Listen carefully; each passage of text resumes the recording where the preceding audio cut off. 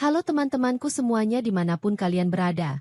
Semoga teman-teman selalu dalam keadaan yang sehat dan selalu dimudahkan dalam mencari rejeki. Berjumpa lagi dengan channel Ruang Imajinasi, channel yang berisikan tentang konten cerita romantis yang diberi latar belakang berupa video pemandangan alam. Pada kali ini di hari Minggu tanggal 13 April tahun 2025. Saya menghadirkan sebuah kisah antara seorang istri yang bernama Aisyah dengan seorang teknisi barang elektronik yang bernama Rudy. Matahari bersinar terik di atas langit desa, menyelinap masuk melalui celah-celah jendela rumah sederhana di ujung gang. Udara siang itu terasa lengket dan gerah, membuat Aisyah gelisah di ruang tamunya yang sepi. Jemarinya memainkan ujung jilbab yang tergerai di bahunya, sementara matanya menatap kosong ke layar televisi yang mendadak mati pagi tadi. Sudah beberapa kali ia mencoba menyalakannya, menekan tombol remote dengan harapan layar itu kembali menyala. Tapi sia-sia. Yang ada hanya pantulan wajahnya sendiri yang tampak lelah di permukaan layar hitam. Sebaiknya ini bukan masalah besar. Sebaiknya ia bisa menunggu Ustadz Rahmat, suaminya, pulang 2 hari lagi. Namun, rumah tanpa suara televisi terasa begitu hening. Ia tidak pernah benar-benar menyadari betapa sunyinya rumah ini setiap kali Rahmat pergi berdakwah keluar kota. Biasanya, suara ceramah yang diputar di TV menjadi penghiburnya. Kini, hanya ada suara jarum jam yang berdetak pelan di dinding, menciptakan kekosongan yang semakin menekan perasaannya. Aisyah menarik napas panjang, mencoba mengusir kegelisahan yang tiba-tiba merayap di hatinya. Ia bangkit dari sofa, mengambil ponsel dari meja, dan mulai mencari nomor teknisi TV yang biasa dipanggil warga sekitar. Matanya berhenti pada sebuah nama yang sudah tidak asing baginya, Rudy. Ia pernah beberapa kali melihat pria itu memperbaiki TV di rumah-rumah tetangga. Kata mereka, Rudy adalah teknisi handal yang bisa memperbaiki hampir semua jenis kerusakan. Namun, ada sesuatu tentang pria itu yang selalu membuat orang-orang membicarakannya dengan nada yang sulit ditebak. Jemarinya ragu-ragu sebelum akhirnya menekan nomor itu. Ia menempelkan ponsel ke telinganya, menunggu dengan napas yang sedikit tertahan. Tidak butuh waktu lama sebelum suara berat dari seberang menjawab panggilannya. Namun, waktu terasa berjalan begitu lambat. Setiap detik menambah debaran di hatinya. Seakan ada sesuatu yang akan terjadi. Ia mencoba mengalihkan perhatian dengan merapikan meja, tetapi tangannya gemetar sedikit. Tak lama, suara motor berhenti di depan rumah.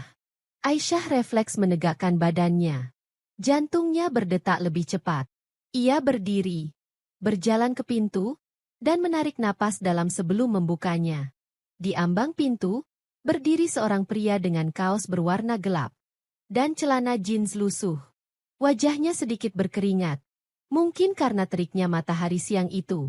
Senyumnya tipis, tetapi matanya tajam saat menatap Aisyah. Aisyah buru-buru berjalan lebih dulu, menunjukkan TV yang rusak, agar ia tidak terlalu lama memikirkan kehadiran pria itu di rumahnya. Rudy langsung berjongkok di depan televisi, membuka kotak peralatannya, dan mulai memeriksa bagian belakang TV. Suasana dalam rumah menjadi begitu hening, hanya terdengar suara peralatan yang ia keluarkan dan tarikan napas Aisyah yang berusaha tetap normal. Aisyah duduk di ujung sofa, memperhatikan Rudy yang bekerja.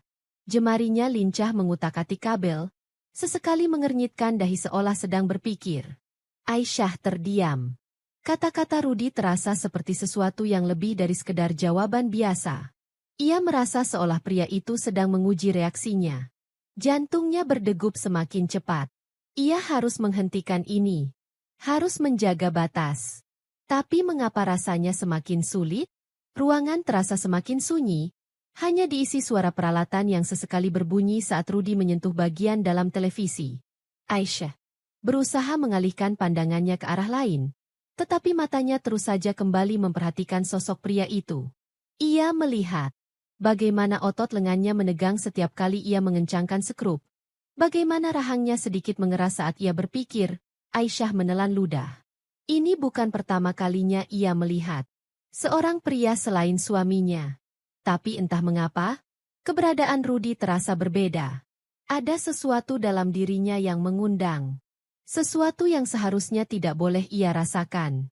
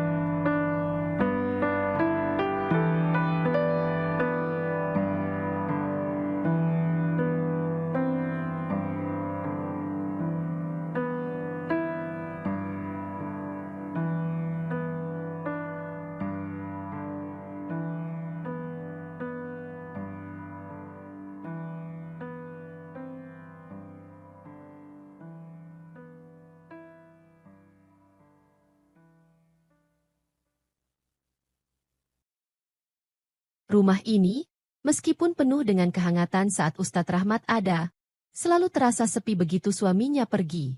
Tidak ada suara tawa, tidak ada obrolan panjang, hanya dirinya dan kesunyian. Rudi kembali fokus pada televisi, tetapi kata-kata yang tadi ia ucapkan masih menggema di kepala Aisyah. Ia mencoba mencari pembenaran, mencoba meyakinkan dirinya sendiri bahwa semua ini hanya kebetulan, bahwa tidak ada yang salah dengan kehadiran pria itu di rumahnya. Tapi hatinya tahu bahwa ia sedang berbohong pada dirinya sendiri. Setelah beberapa menit, ia menekan tombol power di remote, dan layar televisi kembali menyala. Aisyah menatap layar itu, tapi pikirannya masih terjebak dalam kekacauan yang baru saja muncul dalam dirinya. Rudi berdiri, mengemasi peralatannya. Namun, sebelum ia beranjak pergi, ia menatap Aisyah sekali lagi. Tatapan itu begitu tajam, seakan berbicara lebih banyak daripada kata-kata. Aisyah merasakan sesuatu yang aneh di hatinya, sesuatu yang tidak seharusnya ada. Tapi sebelum ia bisa mengerti perasaannya sendiri, Rudi sudah melangkah menuju pintu. Ia harus menghentikan ini. Tapi mengapa rasanya begitu sulit? Aisyah masih berdiri di tempatnya saat Rudi beranjak ke arah pintu. Namun, sebelum ia benar-benar keluar, tiba-tiba listrik di rumah itu padam. Aisyah meraba-raba di meja, mencoba mencari ponselnya untuk menyalakan lampu senter. Tapi dalam kepanikannya, tangannya malah menyenggol vas bunga hingga jatuh dan pecah di lantai. Rumah yang tadinya hening kini terasa semakin mencekam dengan suara kaca yang berserakan. Dalam gelap, ia mencoba melangkah mundur, tapi justru terpeleset karena genangan air dari vas yang pecah. Ia hampir saja jatuh ke lantai. Namun, sebelum punggungnya menyentuh lantai dingin, lengan kuat menangkapnya dengan sigap. Sesaat, waktu seolah berhenti. Jantungnya berdetak kencang, bukan hanya karena keterkejutan, tetapi juga karena sesuatu yang lain, sesuatu yang lebih dalam, lebih berbahaya. Aisyah menelan ludah. Ia tahu ini salah. Ia tahu ini bukan seharusnya terjadi. Tapi dirinya tetap diam, seolah kehilangan kekuatan untuk bergerak menjauh. Waktu seakan melambat. Di tengah kegelapan, hanya ada mereka berdua, dilingkupi oleh ketegangan yang semakin menyesakan. Aisyah berusaha membuka mulut, ingin mengatakan sesuatu. Apapun untuk menghentikan ini sebelum terlambat. Tapi suaranya tercekat di tenggorokan. Tangannya sedikit memberi isyarat bahwa ia ingin menjauh. Tapi bukannya segera melepasnya, Rudi justru semakin menatapnya dalam.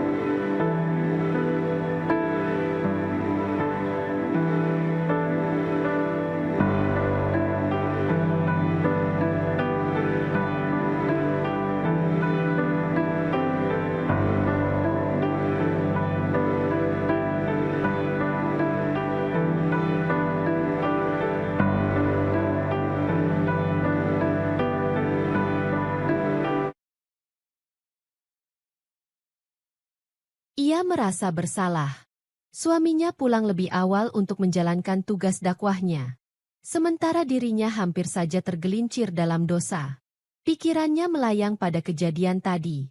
Jika saja suara suaminya tidak terdengar tepat waktu, jika saja Rudi tidak langsung pergi, apakah ia masih akan memiliki keberanian untuk menghentikan segalanya? Tangannya mengepal di sisi tubuhnya. Ini adalah peringatan. Tuhan masih memberinya kesempatan untuk kembali ke jalan yang benar. Aisyah berjalan ke dapur, tapi langkahnya terhenti di ambang pintu.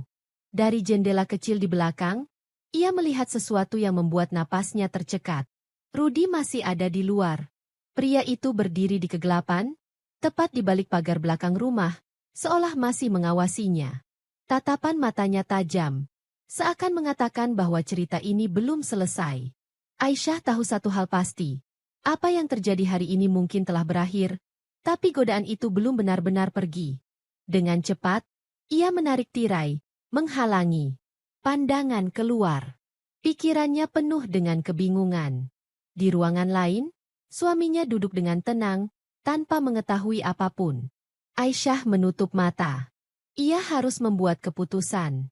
Apakah ia akan tetap berada di jalannya sebagai istri seorang ustadz, atau membiarkan bayang gelap itu terus mendekatinya?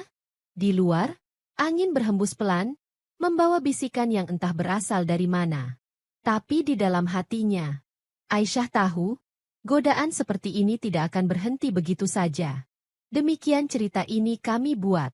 Semoga dapat menghibur dan kalian merasakan isi ceritanya.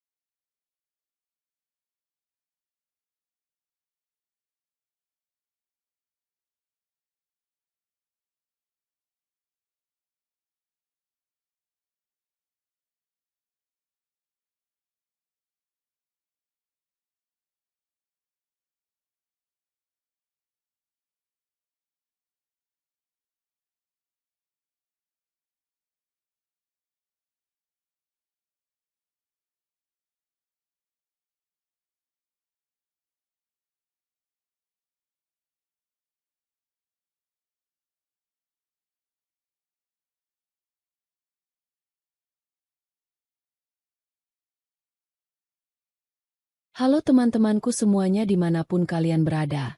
Semoga teman-teman selalu dalam keadaan yang sehat dan selalu dimudahkan dalam mencari rejeki. Berjumpa lagi dengan channel Ruang Imajinasi. Channel yang berisikan tentang konten cerita romantis yang diberi latar belakang berupa video pemandangan alam. Pada kali ini di hari Jumat tanggal 18 April tahun 2025. Saya menghadirkan sebuah kisah antara pemuda yang bernama Danu dengan ibu sahabatnya sendiri yang bernama Bu Rahma. Danu bekerja sebagai kurir makanan cepat saji di ibu kota selama 5 tahun. Namun selama 2 tahun belakangan ini mengalami penurunan omset. Tidak ada pemesanan makanan berarti tidak ada pekerjaan. Tidak ada pekerjaan berarti tidak ada pemasukan keuangan. Perusahaan memberi 2 pilihan.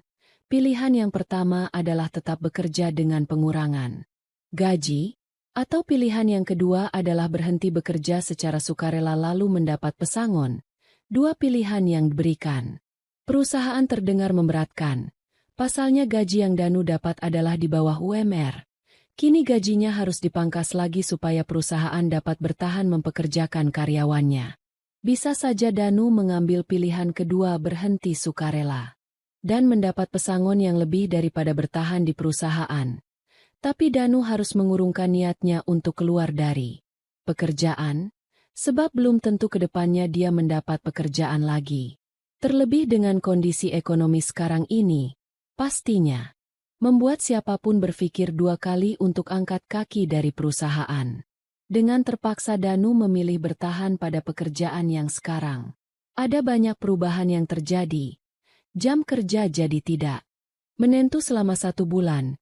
Banyak rekan kerja yang bolos dan pindah kerja karena gaji yang diberikan sangat kecil. Hanya tersisa beberapa orang yang bekerja. Pekerjaan yang dilakukan juga tidak terlalu banyak. Jikalau sedang sepi, jobdesk pekerjaan hanya sekedar mengecek stok barang dan kondisi kendaraan operasional. Jika ramai orang kantor akan mengkoordinir kita untuk mengantar makanan ke beberapa alamat customer. 1 jam sebelum pulang Danu sudah mengemas barang dan memakai jaket sambil menunggu jam pulang. Dia membuka medsos dan melihat ada sosok yang tidak asing pada saat membuka halaman saran pertemanan. Di sana Danu melihat ada profil seorang wanita cantik sedang duduk memangku anak kecil. Danu coba pejamkan mata mengingat-ingat siapa wanita itu. Danu coba scroll halaman profil wanita itu. Tapi tidak banyak foto atau status yang dia post. Semua postingan yang dia buat adalah postingan beberapa tahun yang lalu. Sungguh Danu merasa kenal sekali dengan wanita itu. Hanya saja lupa siapa dia. Danu menarik nafas dan berharap bisa bertemu wanita itu. Meskipun kecil sekali kemungkinannya untuk bertemu. Ketika Danu menunggu jam pulang, dia segera membuka email. Di dalam email terdapat pesanan makanan berupa 10 bucket ayam crispy, 10 box snack, dan 10 kaleng minuman soda. Cukup banyak sekali pesanan yang masuk, terlebih pesanan ini hanya untuk 1 orang.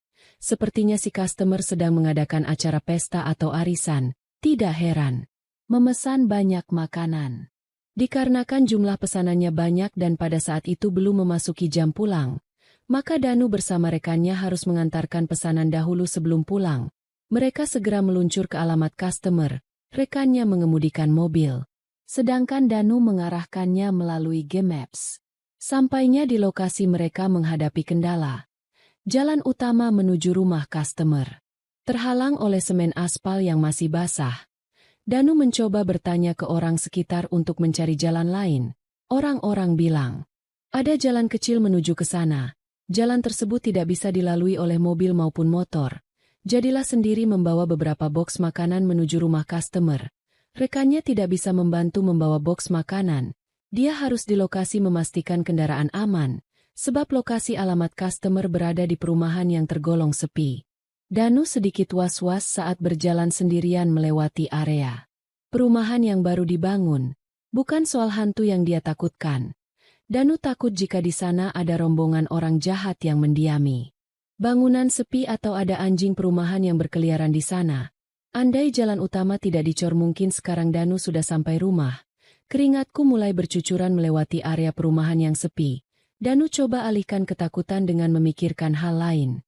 Selama berjalan menuju rumah customer, Danu tidak menoleh ke kanan atau kiri. Langkah kakinya tidak terasa sampai pada rumah customer tersebut. Rumahnya bertulis Blok H69. Danu taruh barang bawaan dan menekan tombol bel rumah.